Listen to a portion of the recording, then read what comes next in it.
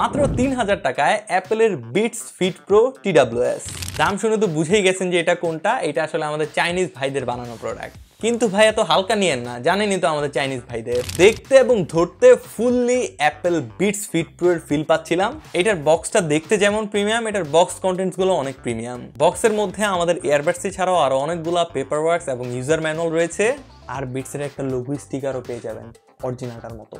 আর এটা আইফোনের সাথে পপ আপ উইন্ডো সাপোর্ট করে। বাডস গুলো দেখতে premium and cute also. Buds এর মধ্যে যে বিটস এর লোগোটা দেখতে পাচ্ছেন, এটা আসলে একটা বাটন। এটা প্রেস করে করে আপনার মিউজিক কন্ট্রোলস করতে হবে।